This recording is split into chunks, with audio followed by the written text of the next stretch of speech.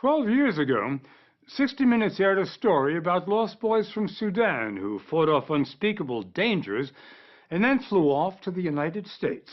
It all began in the 1980s during Sudan's civil war, in which more than 2 million people died. The boys' parents were killed, their sisters often sold into slavery. Many of the boys died too, but the survivors, thousands of them, started walking across East Africa alone. 5 years later, they walked into a refugee camp in Kenya. That's where we first met them, when many were hoping to go to the United States. Well, 3,000 did, as part of the largest resettlement of its kind in American history. We followed the boys for more than a decade and couldn't resist revisiting them, see how they're doing. But first, we'll take you back to northern Kenya, to the Kakuma refugee camp, springtime 2001. The story will continue in a moment.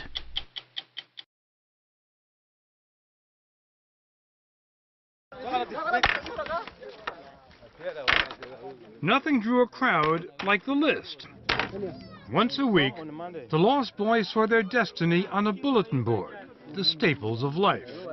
On this day, 90 learned they'd be going to America. Boston. I'm going to Florida. Florida.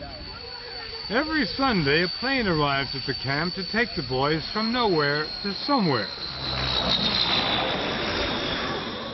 From Kakuma to JFK and beyond. Not all of the lost boys got to go.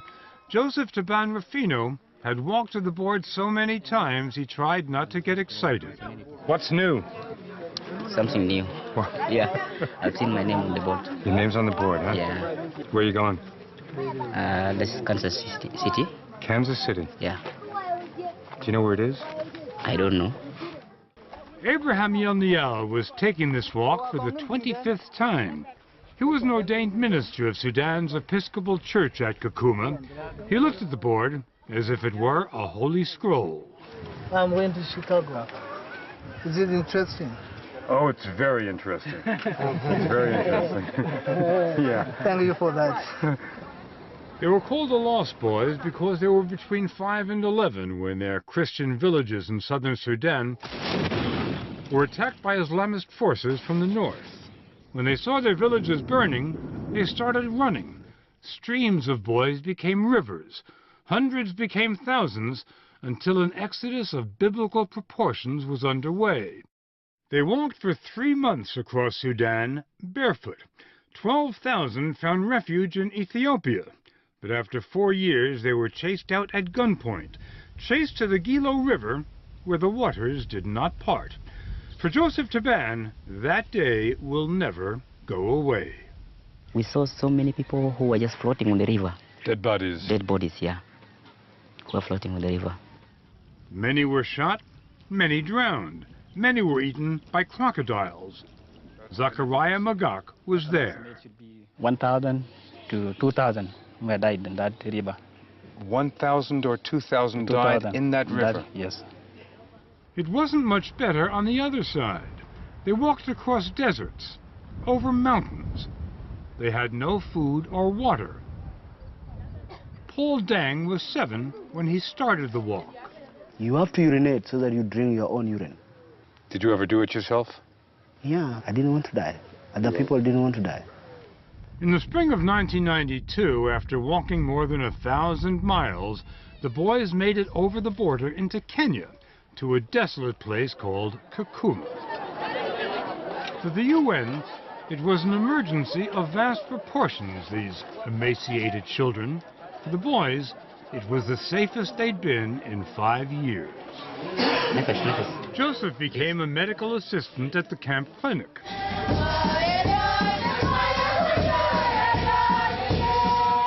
Abraham found a job preaching the gospel in a church built of mud. The Lost Boys couldn't go home to Sudan, and Kenya didn't want them. Then, in the year 2000, the State Department decided they deserved a break and invited them to come live in the United States. What we want to do is give you a correct understanding of what life will be like in America. Before they took off for their new lives in the new world, Sasha Chanoff, a teacher from Boston, gave them a crash course, America 101. Does anybody know who the president of the U.S. is now? George Bush W. Things they could not imagine, like winter. This is a little what winter in America feels like. What does it feel like? It's very cold.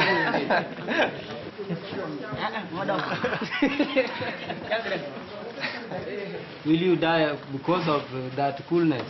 No, people do not die because of the coolness.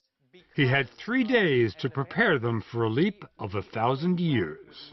Many of them have never been exposed to lights or to a fork and a knife or seen a TV. It's a group that's lost in time. They had 4 days to pack their luggage. They took little, left less behind. Abraham was taking a book he'd been carrying for 10 years. You still have the Bible that you carried from Ethiopia here? Yes, it's my life. I've been called a lost boy, but I'm not lost from God. I'm lost from my parents. As in any farewell, the lost boys were saying, "See you soon." But they knew better. Kakuma was losing its doctor and its priest.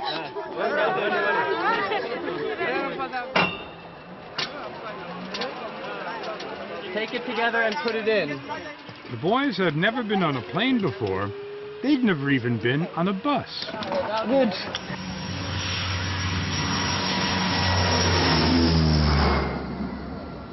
Five planes in 2 days. First initiation rite, airplane food.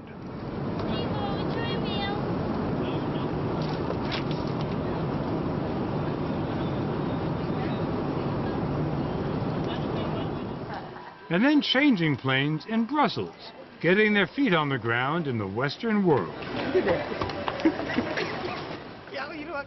Next stop for Joseph Taban and his brothers, Kansas City. There it is. Oh, yeah. You see the building? Yeah. That is Kansas City. I see. I didn't know that this place is so big like this. Abraham the preacher man was supposed to go to Chicago, but at the last minute, that was changed to Atlanta. Volunteers introduced them to the new apartments, to American mysteries like a sink or a stove. Don't touch because it burns. It's hot. A vacuum cleaner,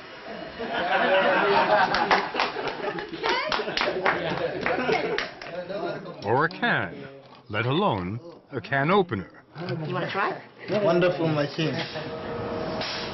Within a few weeks, Joseph had his first job in a sweltering fabric factory. When he got home from work at 11 at night, he stayed up studying for that medical career he'd always dreamed of. You won't be surprised to learn that Abraham found his salvation in church. All Saints, one of the largest Episcopal churches in Atlanta. A month after his arrival, he was invited to be a guest deacon. Hallelujah, hallelujah. Thanks be to God. Hallelujah. Hallelujah. You were terrific, Abraham. Yes. You were so good. The big problem was the sheer size of America and everything in it. Home Depot was a long way from home. The store is too big. Oh, I know it is. This is confusing. Confusing? Try to imagine what a fountain looks like to a man who's walked 1,000 miles through a desert. Sasha Chanoff, who taught the boys back in Kenya, said it was not easy for them to distinguish between what was real and what was pure fantasy in America.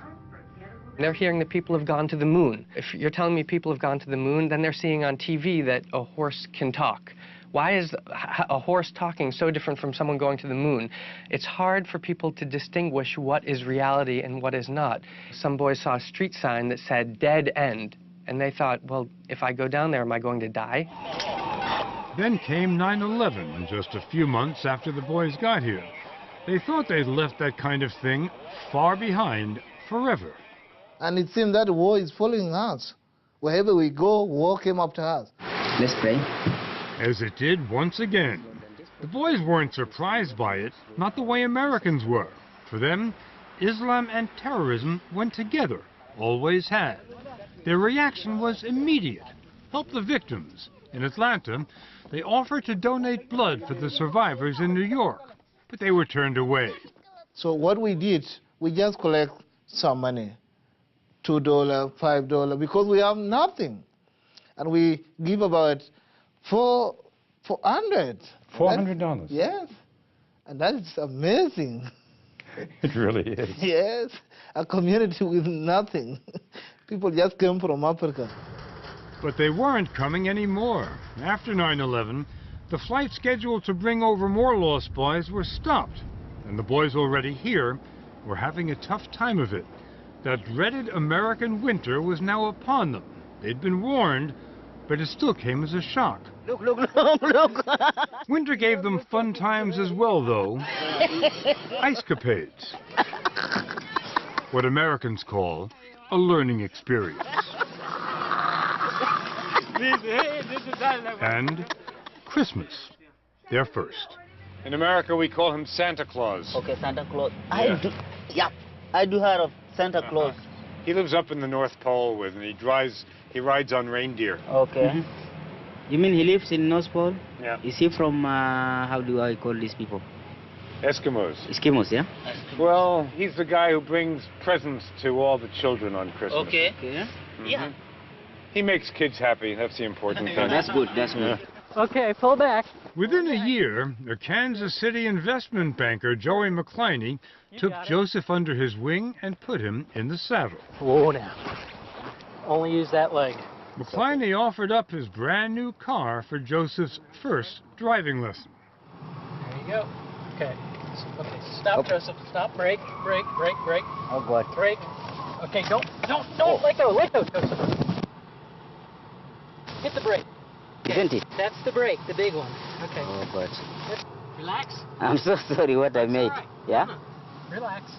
Okay. I'm sorry, I made a mistake. Yeah. That was nearly 12 years ago. In a moment, we'll give you a picture of the road the Lost Boys have been taking in America.